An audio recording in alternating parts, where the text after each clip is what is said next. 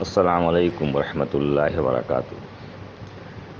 حضرت محمد مصطفیٰ صلی اللہ علیہ وسلم کی دین میں تبدیلی کے لیے باطل شروع ہی سے کوشش کرتا رہا، کیونکہ اللہ تعالیٰ نے دین کی حفاظت کے لیے قیامت تک کے لیے وعدہ فرمایا ہے۔ اللہ تعالیٰ دین کی حفاظت فرمائیں گے۔ باطل طاقتوں نے غلط حدیثیں بھر دیا ہزاروں کی تعداد میں۔ اللہ تعالیٰ نے محدثین کی ایک جماعت پیدا کی جو انہوں نے حدیثوں کو چھانٹا، اور چھانٹنے کے بعد حدیثوں کی نوعیت بیان کر دی۔ دیکھو یہ موضوع حدیث ہے، گڑھی ہوئی ہے، اس کی روایت ضعیف ہے، اس کی روایت صحیح ہے، تو دودھ کا دودھ اور پانی کا پانی کر دیا اس میں، اور کتابوں کے اندر بخاری مسلم ساری حدیثوں کو انہوں نے ایک جمع کر دیا، اور روایت کی حیثیت بھی بتا دی، یہ اس کی روایت صحیح ہے کیا ہے اس کے بارے میں۔ اس زمانے میں جو موجودہ زمانہ چل رہا ہے، لوگ دین کی طرف آویں۔ مولانا الیاس رحمۃ اللہ علیہ نے مولانا زکریا صاحب سے کتاب لکھائی اور لوگ اسی کو پڑھتے رہے۔ شروع میں لوگ سمجھیں یہ بوریا بستر والے کیا کریں گے، ان پر توجہ اور نہیں گئی، نگاہ باطل کی نہیں گئی۔ جب ان کے ذریعے سے دین پوری دنیا میں پھیلنے لگا، اب بڑی گھبراہٹ اور پریشانی پیدا ہوئی، تو اس کے اندر باطل لوگوں کو گھسا دیا، اور باطل لوگوں کے اندر گھسانے کے بعد اب اس میں موضوع اور من گھڑت روایتوں کو بیان شروع ہو گیا۔ یہ معاملہ تب سے ہوا جب یہ شرط لگا دی گئی، میرے اپنے اندازے اور خیال کے مطابق میں بتا رہا ہوں، کہ چلہ لگائے ہوا یہ آدمی کر سکتا ہے اور 4 مہینہ لگائے ہوا اس پوسٹ پہ جا سکتا ہے۔ پہلے یہ نہیں تھا، اس آدمی کے اندر صفت ہے کہ نہیں صفت ہے، صفت کی بنیاد پر آدمی کو اس کو مقام دیا جاتا تھا۔ لیکن جب چلہ اور 4 مہینہ معیار کر دیا، چونکہ باطل اس کے اندر گھس گیا تھا، تو اس نے کہا کہ اب یہی ایک راستہ ہے، جو سال بھر لگائے ہوا وہ ہے تو صحابہ پڑھ سکتا ہے، جو چلہ لگائے ہوا یہ کر سکتا ہے، جو 4 مہینہ لگائے ہوا یہ کر سکتا ہے۔ جو کمنسلس موقع پرست اور باطل کے ایجنٹ تھے، زیادہ تر ان لوگوں نے لگا لیا اور اپنی جگہ بیٹھ گئے۔ اب وہ لوگ باطل کے ایجنڈے کے اوپر کام کرنا شروع کر دیا، تو اس وقت غلط اور موضوع روایتوں کا ایک انبار لگا ہوا ہے جو بیان کیا جاتا ہے۔ مثال کے طور پر میں بتا دیتا ہوں، جس علاقے میں گشت ہوگا وہاں پر 20 سال تک مردوں سے عذاب قبر ہٹا دیا جاتا ہے۔ اس قسم کی روایتیں بہت ساری من گھڑت اور موضوع بیان ہو رہی ہیں۔ اب اس کو روکنے کے لیے کوشش اگر کوئی کرتا ہے تو کہتے ہیں کہ ہمارے بڑوں نے فرمایا ہے۔ تو ایک بہت ہی غلط باطل کی سازش پر یہ کام چل رہا ہے۔ جب علماء سے دوری پیدا ہوگی تو یہ چیزیں پیدا ہو جائیں گی۔ اب انہوں نے علماء سے دوری پیدا کی۔ علماء سے دوری کیا پیدا کی؟ جو عالم وقت نہ لگائے ہوا ہو اس سے مسئلہ مت پوچھا جائے۔ اب لوگوں کے اندر یہ بات پیدا کرنا شروع کر دیا کہ جو عالم وقت نہ لگایا ہو بیکار ہے، چاہے مفتی ابوالقاسم ہو۔ تو علماء سے دوری پیدا کرنا گرناتا کا واقعہ آپ دیکھ لیجیے۔ یہ جماعت اس وقت علماء سے دوری پیدا کرنے کی کوشش کر رہی ہے۔ اسی کو بھانپ کے مولانا یوسف کاندھلوی رحمۃ اللہ علیہ نے فرمایا تھا۔ اچھا چھوڑیے، مفتی محمد شفیع صاحب معارف القرآن حصہ 3 صفحہ نمبر 149 پہ لکھتے ہیں، اگرچہ یہ معاملہ یہودیوں کو سنا کے اللہ تعالیٰ پوری امت کو سنانا چاہتے تھے۔ اس کی مثال پر آگے لکھا انہوں نے، اپنا مکان بنانا ہو تو اچھے نقشے والے کو تلاش کرو گے، علاج کرانا ہو اچھے ڈاکٹر کو تلاش کرو گے، اور مقدمہ لڑنا ہے تو اچھے وکیل کو تلاش کرو گے۔ رہبر اگر کرنا ہے تو اس میں بڑی فیاضی اور سخاوت ہے، یہ تلاش نہیں کریں گے یہ عالم ہے کہ نہیں ہے، یہ علماء کے صحبت میں رہا کہ نہیں رہا ہے، اس نے تزکیہ نفس کیا ہے کہ نہیں کیا ہے۔ تو مولانا شفیع صاحب نے کیا، اس امت کے اس وقت سب سے بربادی کی وجہ یہی ہے، یہ داڑھی اور ٹوپی اور کرتا پائجامہ دیکھ لیا اور بغیر تحقیق کے اس کو اپنا رہبر بنا لیا۔ وہ کچھ جھوٹا قصہ کہانی سناتا ہے اور اسی کے پیچھے چلتے ہیں اور سمجھتے ہیں ہم دین کا کام کر رہے ہیں۔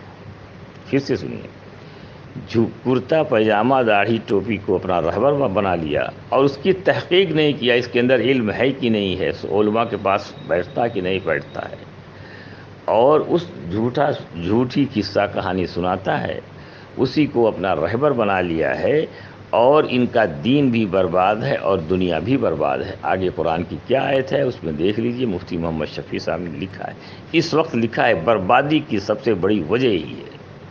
اور اسی کو مولانا یوسف کاندھروی صاحب نے حیات الصحابہ جلد 3 صفحہ نمبر 228 پہ لکھتے ہیں، اس امت کو گمراہ کرنے والی وہ لوگ ہوں گے جو قرآن اور حدیث کو نہیں جانیں گے اور قرآن حدیث کو بیان کریں گے۔ ان کے ماننے والے انہی کی بات کو مانیں گے، جب علماء حقانی صحیح بات کہیں گے تو اس سے لڑائی کریں گے۔ معلوم ہو رہا ہے کہ مولانا یوسف صاحب کی آنکھیں اس دور کو دیکھ رہی تھیں۔ دارالعلوم دیوبند کہتا ہے کہ مولانا سعد کاندھروی صاحب اپنی باتوں پر جو قرآن اور حدیث کی دلیل دیتے ہیں وہ غلط دیتے ہیں، قرآن کی تفسیر بھی رائے کرتے ہیں، حدیثیں غلط بیان کرتے ہیں، اور یہ گمراہی کے راستے پہ چل رہے ہیں۔ تو دارالعلوم نے یہ فتویٰ دیا، ان کے ماننے والے دارالعلوم کی فتوے کو نہ مان کے انہی کی بات کو مانتے ہیں جو غلط چیزیں بیان کرتے ہیں۔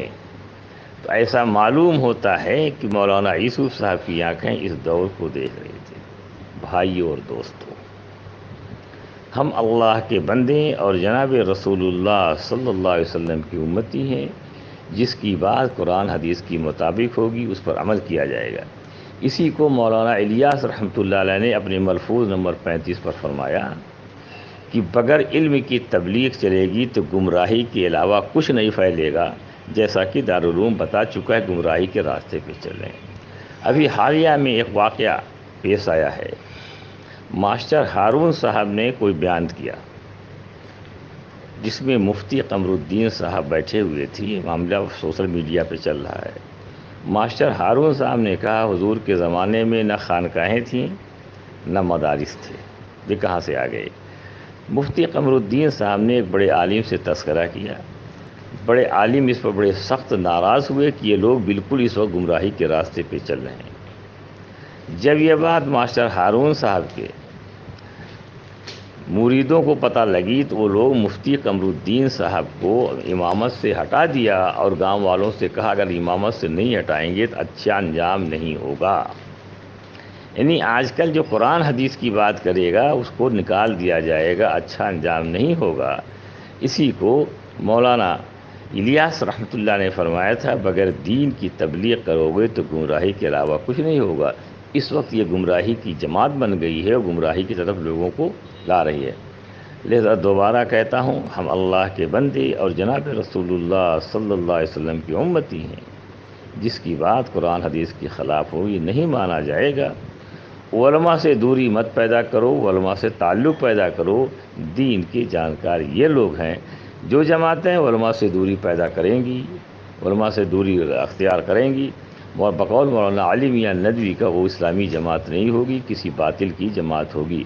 لہذا باطل کی جماعت کو سے بچنے سے بچو، اور کل نبی کریم صلی اللہ علیہ وسلم کا سامنا ہوگا اگر انہوں نے پوچھ لیا ہمارے ورثہ کا ساتھ کیوں چھوڑا، ہمارے دین کے خلاف کیوں بغاوت کی، تو کیا جواب ہوگا؟ فقط والسلام۔ اللہ تعالیٰ نے کچھ چیزوں کے اثرات رکھے ہیں، جب وہ چیزیں وہ پوری ہوں گی تب اثرات ظاہر ہوں گے۔ قرآن اور حدیث کی روشنی سے بزرگوں نے چلہ 4 مہینہ کو نکالا تھا۔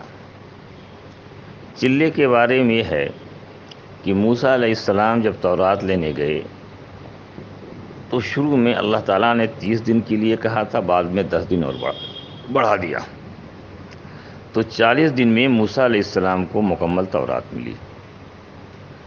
ابراہیم علیہ السلام جب آگ میں ڈالے گئے تو 40 دن میں ہی آگ سے خلاصی ملی۔ یونس علیہ السلام جب مچھلی کے پیٹ میں گئے تو ان سے 40 دن ہی میں وہاں سے خلاصی ملی۔ تو بزرگوں نے قرآن حدیث سے 40 دن کی عدد نکالا کہ 40 دن میں خاص اثر ہوتا ہے۔ اس لیے صوفیہ اکرام چلا کراتے تھے، اور یہی حال مولانا یوسف، مولانا انعام اور مولانا زکریا صاحب اور مولانا الیاس صاحب نے غور کیا۔ غور کرنے پر یہ کہا کہ 40 دن ہی کے چلا مانا جائے گا، اور اس پر اللہ تعالیٰ کی خاص اثرات ہوتے ہیں۔ مثال کے طور پر جو دوا کے ماہرین ہیں، ڈاکٹر ہیں، وہ دوا دیتے ہیں اس کا اثر اتنے دن پہ ظاہر ہوگا، تو دین کے ماہرین نے جو قرآن حدیث سے نکالا اور 40 دن نکالا کہ 40 دن میں اثر ہوتا ہے۔ اور مولانا شیخ عبد القادر جیلانی، خواجہ معین الدین چشتیہ، جتنے اللہ والے ہوئے ہیں، سب چلے ہی تک ان کا چلا کراتے تھے۔ اس اثر کو ضائع کرنے کے لیے باطل نے ایک چال چلی۔ اب چلے کے بجائے 42 دن لگانے جانے لگا۔ ابھی ایک جماعت نکلی ہے، وہ 84 دن کی، 2 چلہ تو کہیں کوئی ہے نہیں، 84 دن کی جماعت نکلی ہے۔ اب 4 مہینہ کے بجائے 5 مہینہ لگائے جانے لگا۔ یعنی بزرگوں کی جو ترتیب تھی، جو قرآن حدیث سے ثابت تھی، اس ترتیب کو الٹ کے اب 42 دن، 84 دن اور 5 مہینہ شروع کر دیا، تاکہ جو اثرات تھے وہ اثرات ختم ہو جائیں۔ میں نے آپ سے پہلے کہا کہ باطل جو ہے اس کام کے اندر گھس گیا ہے، جو اثرات ہے اس اثرات کو زائل کرنے کے لیے کوشش کر رہا ہے۔ اس لیے ان ایسی جماعتوں سے ہوشیار رہنے کی کوشش رہو جو اللہ رسول کی خلاف چل رہی ہو، جس پر علماء نے کہا ہو یہ راستے سے بھٹک گئے، گمراہی کے راستے پہ چل رہے ہیں۔ ہم کو خود کا اپنا جواب دینا فقط، والسلام۔